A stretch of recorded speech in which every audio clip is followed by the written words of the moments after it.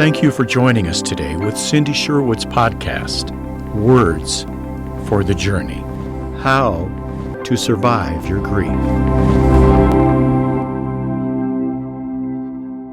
Today we're going to talk about grieving.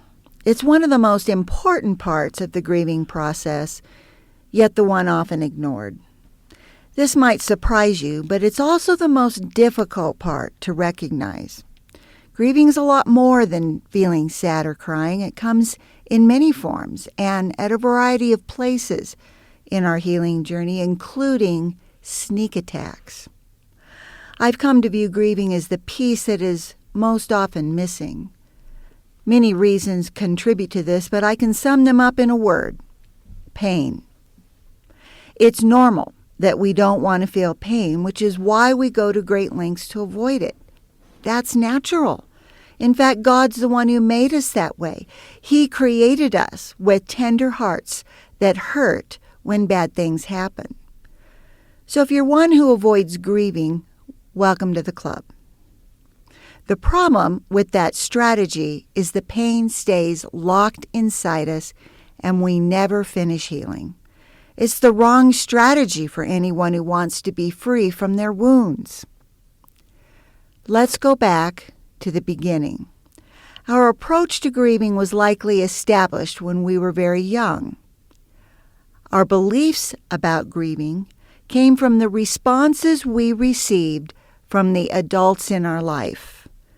When children go through the normal things that hurt their heart, say losing a pet or a grandparent, or moving away from friends, or changing schools, they have strong feelings of sadness and grief. Their hearts are tender, and it doesn't take much to make them hurt. If a child hears things like this, their beliefs will go one way. Crying won't bring them back, so stop crying. You just need to get over this. Enough is enough. I'm tired of seeing you mope around here. Stop crying, or I'll give you something to really cry about. Get a grip, kid. This is life. And, of course, there are many variations on these examples. But my point is this: if we were not validated in our suffering and allowed to fully express our grief feelings, we may have chosen to shut the feelings down. This is a generational problem. Parents are simply reflecting what they were told, how their parents or other adults responded to them. There is no help looking for someone to blame. If things are going to change, they need to change with us. And it starts with being comfortable with the subject of grief and the feelings that go with it. I was the typical child who was not allowed to grieve. My dad was a violent alcoholic, so my childhood environment was one of trying to be invisible and avoid further pain. It was unthinkable to me that I'd ever go to my father for any type of comfort or consolation. Mom was little help because she was ill and lived in a hospital bed for much of my growing up years. And I was appointed everyone's caretaker. Therefore, there was no place to go. And my hurts were far beyond a dead pet. I have an extensive background with incest, sexual abuse, ritual abuse, and the like. How was I going to survive in that environment? Well, I did what all kids do so they can survive. I compartmentalized the pain. Did I erase the pain? No. Did I lessen the pain? No. I simply locked it away where it remained perfectly preserved for 35 years until God led me into my own healing journey where I could safely begin to deal with all the loss. It's ironic I'm related to Alfred Lord Tennyson, the man who coined the phrase, "Time heals all wounds." That's a lie. Time heals nothing. You get the right circumstances, and you're right back, smack dab in the middle of your pain again. A scent, a sound, a photo, hearing a voice, seeing something, or someone again. That's all it takes, and your pain will blow that locked door open in a nanosecond. I call those sneak attacks.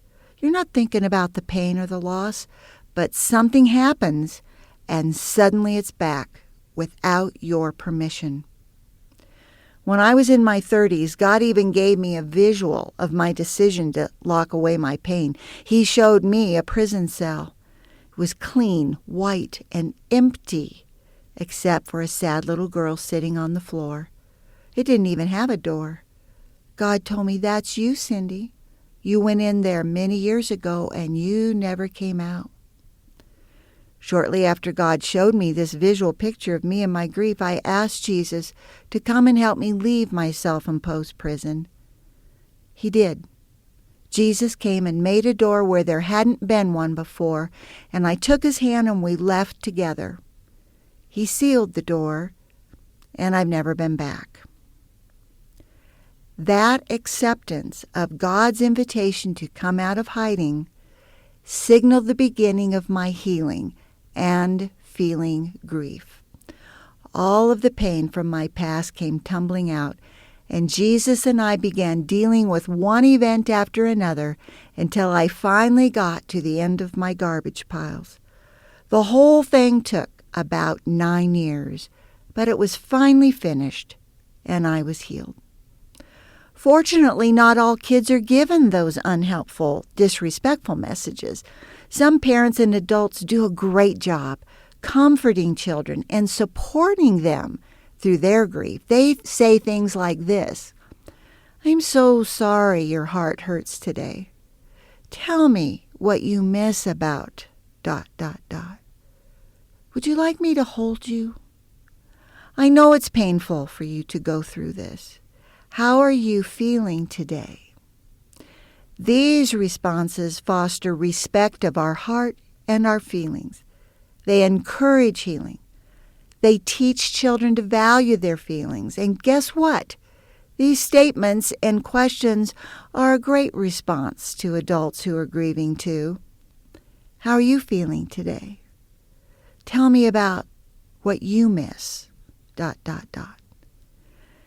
If you're interested, I also have a podcast helping hurting people and several others on grieving. But let's come back to the present, because we are no longer children, we are adults. And we likely have grief inside us about something. So what do? You probably need to begin in your head, because if you're struggling to get to the grieving piece of healing, your thoughts are likely blocking the process. Let me explain the role of grieving. When we experience a painful event, it causes our heart to feel pain. There are no exceptions to this. If someone is not feeling pain in the midst of a typically painful event, it means they are numb. Their feelings are locked away, like mine were, as I described earlier. So we may or may not feel the pain. Nevertheless, the pain is always there. We're made in the image of God. God has feelings that get hurt when he experiences difficult circumstances. He grieved when he saw how evil mankind had become when he called Noah to build the ark. He grieved when the Israelites built a golden calf to replace him as their new god. He grieved when his children rejected him in the promised land. He grieved when the people turned his temple into a marketplace for thieves. When dreams are evaporating, or trust is destroyed, or relationships are broken, or loved ones lost, or hopes shattered, painful wounds are left behind. Those wounds need to be healed, not ignored. How does it work to leave a physical wound untended? What if we were to break our leg and never see a doctor or have it set and cast? Would it ever be able to heal properly? Not a chance. It would never be right again, and we would limp forever. That's what happens when we don't grieve our losses. We don't heal properly. We limp through the rest of our life. And if you're like most people, you've had many painful events in your life. If none of them ever have the chance to heal, we become a mental, spiritual, and emotional invalid. We cannot go forward as a strong, free, and healthy adult. We become a hot mess. After my healing, I knew the value and importance of grieving. So when I experienced new waves of grief, I knew I had to stay current with my grief and not go back to the way I used to live. And I've had plenty of practice. I've lost a number of loved ones to suicide, including my stepdaughter at 19, my grandson at 16, and my father. So these things I share are not just theories for me. I've had to live them. Grieving is healing. It's a necessary and essential part of our healing process.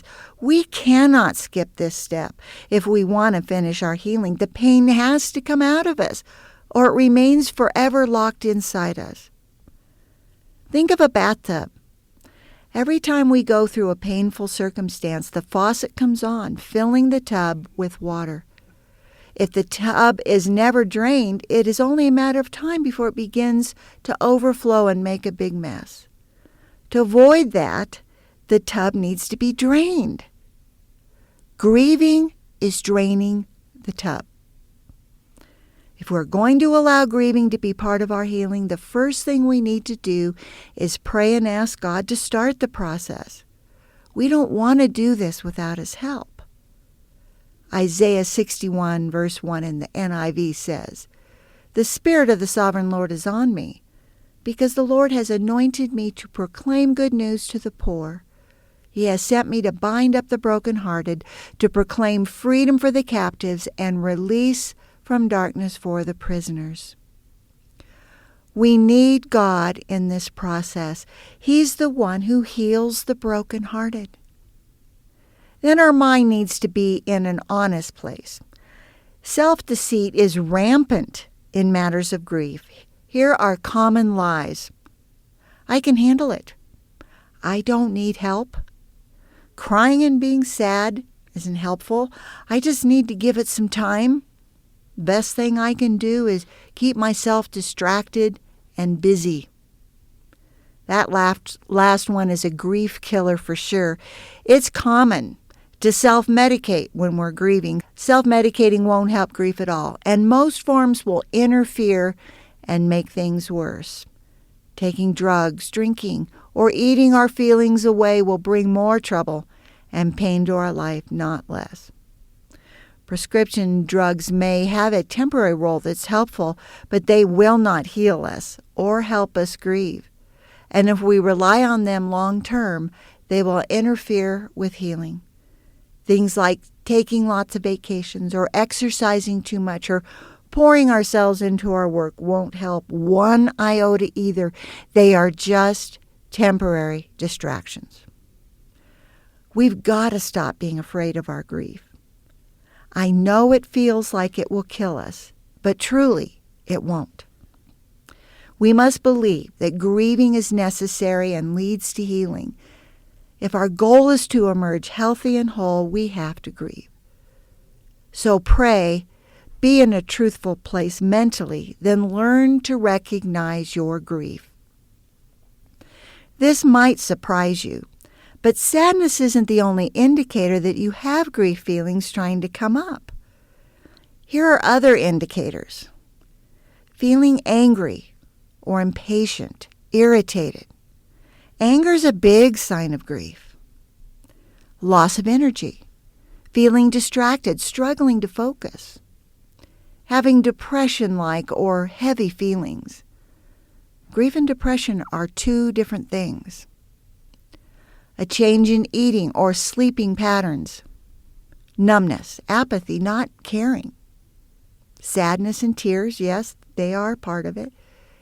Strong urges to self-medicate, as I said. Food, drugs, sex, alcohol, busyness, spending, etc. As I said, grief can be sneaky. I've had so many conversations with people who asked me what was wrong with them, because they were feeling off and couldn't figure out why. And invariably when I asked, "Is it possible you are grieving?" they immediately choked up with tears. They were gripped with grief and didn't know it. Grief is like an alien living in your body. It's a foreign entity that invades your whole being, your heart, mind, body, and soul. It impacts your being at the cellular level, wreaking havoc, taking control, bringing unwanted changes. The alien calls the shots, and you don't get to be in control anymore. But it does no good to deny the alien. He's there. Accept it. If you know what you're grieving, you know what's causing it, it can be helpful to name the deep feelings under the grief. Is it betrayal, rejection, abandonment, neglect, shame, guilt, disappointment, or a broken heart? What is the wound this loss caused? Is it not the same? It is not the same for every grief situation. So find the specific painful feelings you are experiencing and then make a list of what you've lost.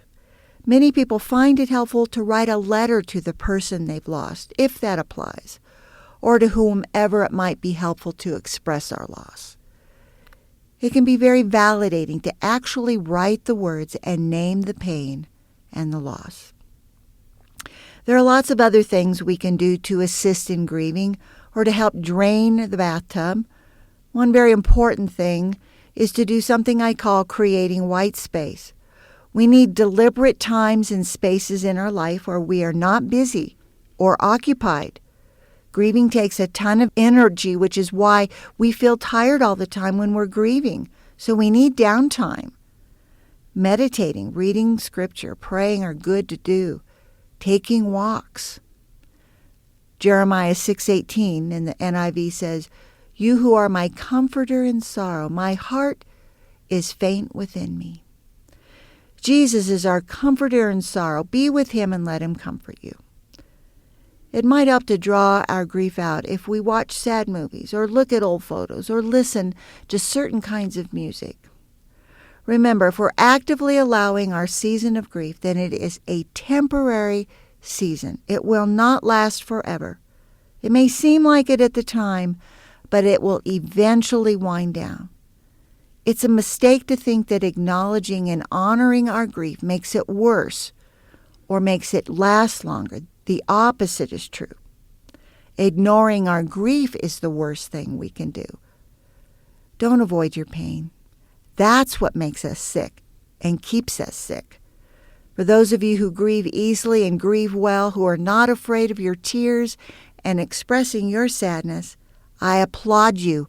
You are doing the right thing to move forward toward wholeness. Unfortunately, you can't force grief. You can't make it happen on cue. You can only cooperate with it when it shows up. So when it does, learn to recognize it and acknowledge it. If you're not sure, just ask yourself, am I grieving? If so, the alien inside you will likely answer, maybe even bring some tears to the surface. Grieving takes time. We're not in control when it comes to our grief, which is one reason why grieving makes us crazy. But if you will accept that necessary reality, you'll do much better. Good things happen in the process of healing, so don't let bitterness take root. God will work good in your grief. He's on your side. Thank you for listening to Cindy Sherwood's podcast. Visit us on the web at hishealinglight.org to learn more about our ministry. Please consider rating us on iTunes or your other favorite music app. God's best to you today.